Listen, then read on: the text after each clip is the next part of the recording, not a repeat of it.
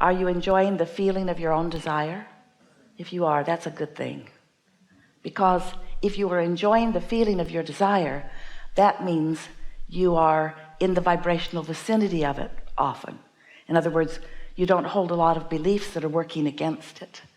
When you have desires that you don't believe, or desires that sort of stir up thoughts in you of worry, that make you feel worry, then that means you're not a vibrational match to your desire. And the beliefs that you hold, belief is just a thought you continue to think, is working against your desire. And when that happens, your desire doesn't feel good. You wish you didn't have it. You say, I felt better before I wanted that thing I can't have. But when you come to realize that there is nothing that your life experience, this time-space reality, can produce within you in the form of a desire, there is no desire that can happen within you that you cannot discover and experience a full manifestation of. In other words, those vibrations and thoughts can and are turning to the things that you call your life experience. Nothing is off limits for you. Nothing is out of reach for you. But sometimes you slow it way down by habits of thought that don't let it flow. The law of attraction is active all the time. And the law of attraction is responding to your desire. And something really big and important for you to think about is that once you've launched a desire, your inner being, your inner resources, your source energy is focused only upon that desire. And when your inner being focuses upon something, ooh, that's a lot of leverage for you. That's a lot of attraction power for you. That gets the energy moving and the juices flowing and the cooperative components are being gathered. But the question that you want to be aware of, you want to think about yourself, am I one of those cooperative components?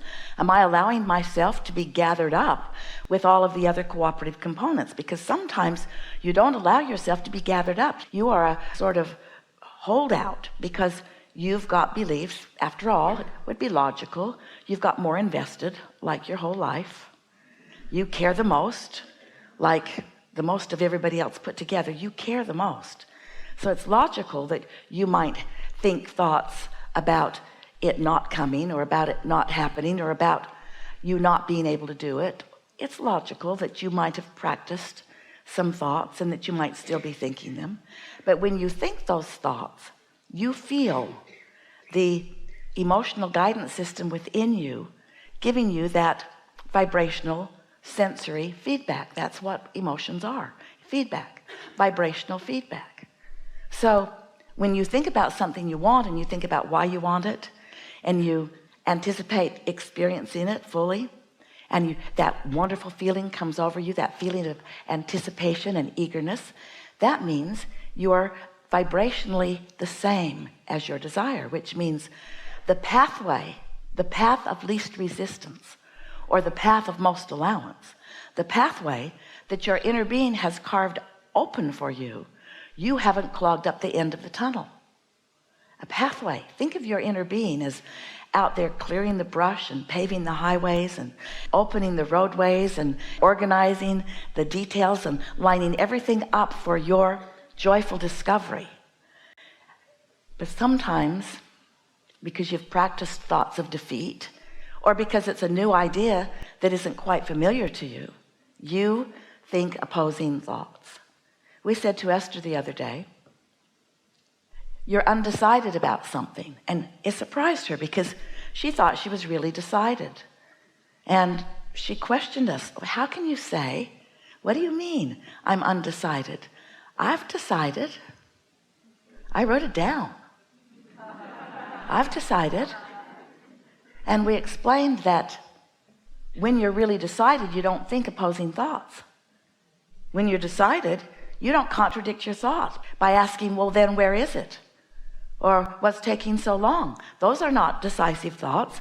Those are contrary thoughts. Those are thoughts of opposition, you see. And so once you get the hang of it, and once you really appreciate your emotions, because your emotions are just letting you know moment by moment whether you are allowing or not allowing, whether you are in the flow of or not in the flow of, whether you are helping or hindering your own desires. You create your own reality because you choose it. Your life helps you do that.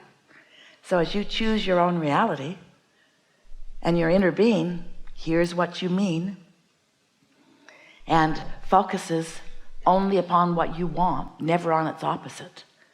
So all of the forces, all of the energies, the energy that creates worlds starts working for you, paving that trail, clearing that brush, opening that passageway, that path of least resistance. You got to ask yourself, where am I on this path? Am I on it? Do I believe it? Do I want it and believe it? Am I helping? Am I hindering?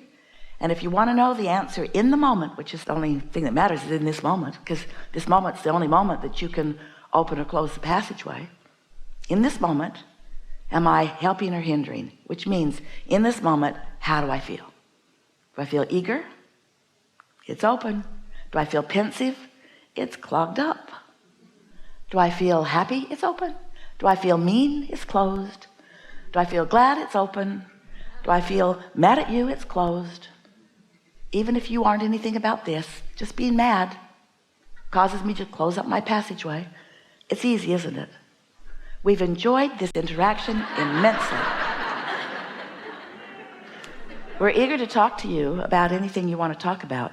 You feel like you're pretty much up to speed with things we've said before? Been listening a bit, reading some books? We'll just ask you a few questions just so that we can feel your vibrational temperature, and then off we'll go. Do you know you create your own reality? Yes. Do you understand that law of attraction is your friend? Yes. Esther the other day wrote down the new title for a book. Law of Attraction is a bitch. Her title. We didn't inspire those words. Because when you get focused upon something, it's easy for momentum to keep coming, isn't it? So you want to kind of catch it early. Our favorite story is, see yourself at the top of one of those magnificent hills in San Francisco, and you're looking at the roadway going down to the bay, way down there. So you take your car out of gear, you release the parking brake, and you decide that you will give yourself a physics lesson. So you just push your car a little bit from behind, it's easy, and it starts to roll a little bit, and then you realize you know what's going to happen next. So before the momentum is much, you step out in front of it and you let it bump up against you and it stops. But you wouldn't want to be at the bottom of the hill trying to stop that car. So same with your thoughts. Once they get going, some of them are, for this moment, a bit unstoppable. Law of attraction is the law, like gravity is the law, that encourages the momentum in the direction that you've set it off. So it's all about attraction. It's not about assertion. It's all about what you are attracting by virtue of your vibration. But if you get off on a little thought, very small thought, you could change the momentum or the direction of that thought, or slow the momentum of the negative thought if you catch it early enough. But if it gets going and you put words to it, then you're a goner, at least until your lobotomy, until your nap or your meditation, until something quiets your mind. It would take a very strong person in strong alignment with source energy to distract you from that. It can happen, and you have friends like that you become dependent on. Stop it. But if you catch it early, then you can choose. Then you've got control of your point of attraction. You've got control of your point of attraction. So the emotional scale, where powerlessness is at one end and complete empowerment is at the other, where despair and fear and hatred are at one end and love and joy and appreciation are at the other. Right in the middle of that emotional scale is when Esther first received our blocks of thought that she found words for to assign those emotions. The word she found in the center was contentment. Today, we are offering a vibration, and she's found a more refined word of satisfaction, essentially the same. But satisfaction is right there in the center of that scale. So if you are feeling satisfied, you have control over what happens next. And if you feel satisfied and you're able to maintain that satisfaction which is completely absent of any resistance, by the momentum of law of attraction, will become more. So satisfaction will turn into eagerness and passion in a relatively short period of time, and you will see results right away of anything that you care about. But if it's unsatisfied and you don't realize it and return to satisfaction when it's possible, and so you lean to dissatisfaction, and then you vent it out loud to yourself or to someone else. Now, car's pretty much rolling down that hill, and it's probably going to play itself out. And what's interesting, we love you so much, but most of you want to do most of your work while it's rolling down into the bay. Hey, Abraham, tell me what to do. So we write a lot of processes that just don't work very well for you, because the momentum of your discord is such that you can't get hold of it. You can get so good at this that you can come to the place where you can cease the negative emotion and begin the positive emotion at will once you master it. But why test yourself? Why not catch it earlier? Yes? So we're eager to talk to you about anything that you want to talk about. Do not worry about us. We will wedge our message in the crack. You are a wonderful balance of desire and belief. This is going to be a really good day. We see our value with you in helping you to flow in the direction of the pathway that's open for you, and that will be what we do. All of you will not be called forward. Even all of you who want to will not be called forward. But everything you want to talk about will be addressed. So as you listen in a state of ease and expectation, you will understand that we've got you. We can hear what's on your mind. We know where you're at. And the most important thing for you to know about this forum and about us in relationship to you, and about us like your inner being in relationship to you, we know exactly where you stand in relationship to everything you desire. And so, as we said earlier, the pathway has already been carved out for you. But sometimes you can't quite find that path, and that's what this environment will help. We will help you find that path. We'll help you with that little piece of resistance that you've got that is keeping you from just getting into the flow and on your way. Thoughts are turning to things. You just want to think the thoughts that turn to the things that you want.